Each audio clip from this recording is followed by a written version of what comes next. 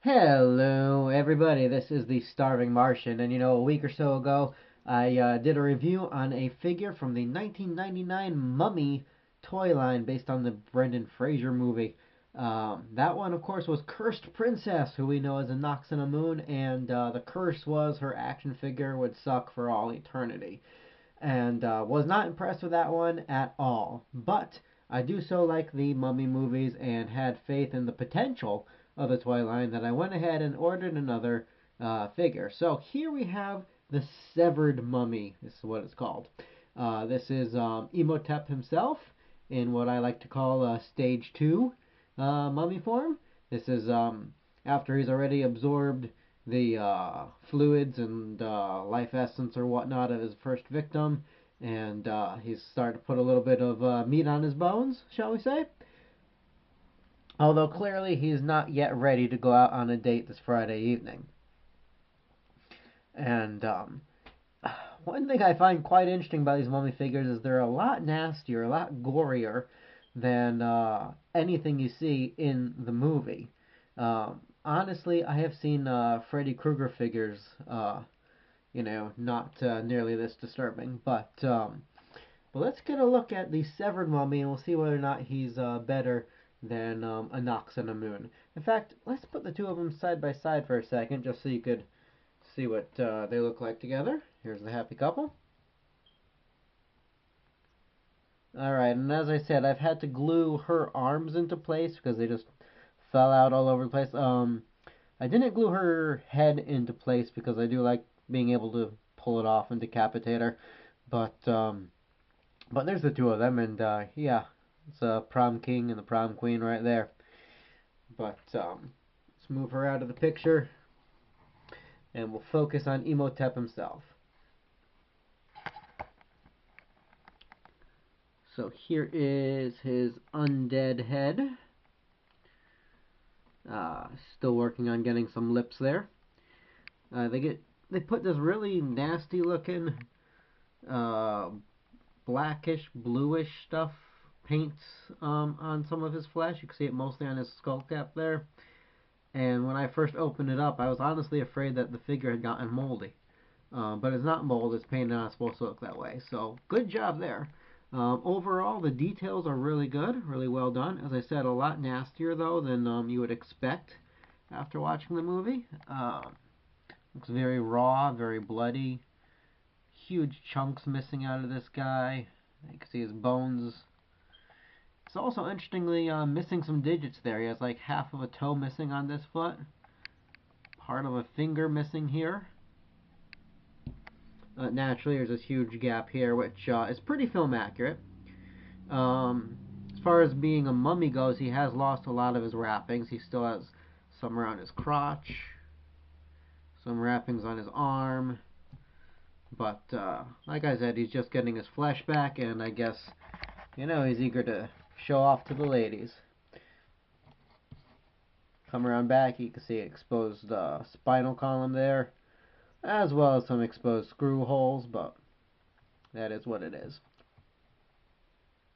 Alright, so Imhotep here comes with a couple accessories. It comes with this sacred canopic jar, of which there are a total of 5 to collect. This one has a little lion's head. This would have stored the internal organs of a Nox and a Moon here. They wouldn't be his organs because Imhotep, if you remember, was mummified alive. And if you want somebody to be alive when you're mummifying them, you don't pull their organs out. So I don't know what's inside of here. I'm guessing it's her spleen. So he comes with that. The underside of this jar has this little cross etched into it. And I can only imagine that that's so that it can interact with one of the 3 play sets. Because you're supposed to be able to place these. You collect all 5 of the figures, you place them on the play set. Place them on the play set. There's a tongue twister for you. And I guess it activates some of the lights and sounds or whatever. He also comes with this sword. Nice little Egyptian sword here. And he doesn't get to hold the sword. His hands will not close around it. He cannot hold the sword. But this sword goes with his action feature. Now, as I said, this guy's called the Severed Mummy. So what are you going to do with him? Well, you could fire him and give him a nice severance package. But no, what you're supposed to do is you see his nice line running through his torso here and a little bit of an opening there. So you take your sword and you jab it through. And you can just leave it there. See it sticking out his back. That's pretty cool. And with the dagger hilt in her stomach, they have matching his and hers gut wounds. That's nice. And then you're supposed to be able to like bring it down like you're slicing into him. And if you pull the figure apart like this, it'll actually snap into place. And there you have your severed mummy. He's just been slashed open, and now he's stuck like that. Mom always warned him against that kind of thing. And let's get a closer look at his wound. All raw and bloody there, with some more bones exposed. There's his spinal column again. The bone that's running through, connecting this side to that, will actually unlock the figure so he could go back to regular. And the instructions seem to indicate that that's supposed to like snap shut on you once you push down on it. There's our handy dandy instruction sheet. It says to pull the severed mummy's torso apart until it locks into place, and use the sacred sword as shown to activate the snap back feature. Crunch.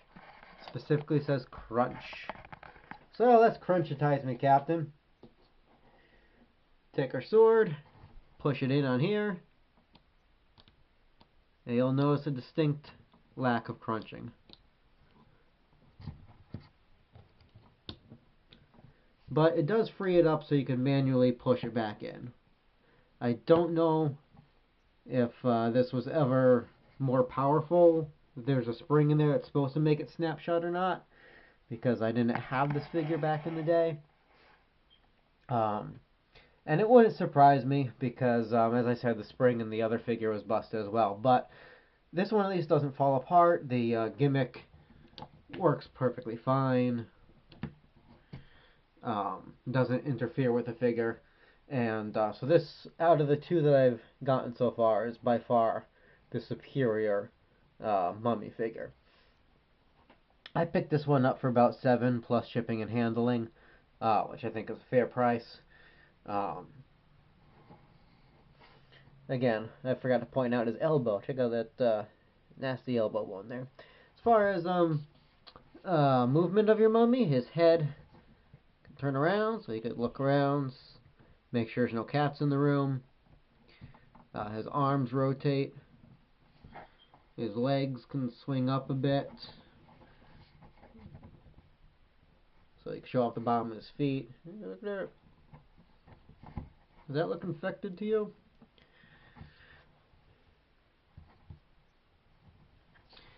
So yeah. Again, aside from being far gorier than anything you see in the movie, I think this is a pretty good representation of the mummy. If you've seen the film, you recognize him. You've seen him in this condition, and the feature's pretty neat. I do like the slice and dice feature that he's got going for him. So if you guys are in the mood for a mummy figure, I actually do recommend this one. Avoid his girlfriend if you can. But this is definitely worth picking up. Now I don't know how many of these mummy figures I'm going to try to track down and collect. I don't need to get all 5 of these little jars. I'm not picking up the play sets because they're quite expensive, and I have my doubts of whether or not any of their gimmicks even work anymore, because they do seem to be the inner workings of these things do seem to be falling apart. They do not withstand the test of time, which is ironic considering that the whole point of mummification is to preserve the body forever. But be that as it may, I do like this figure. I'm glad I got it.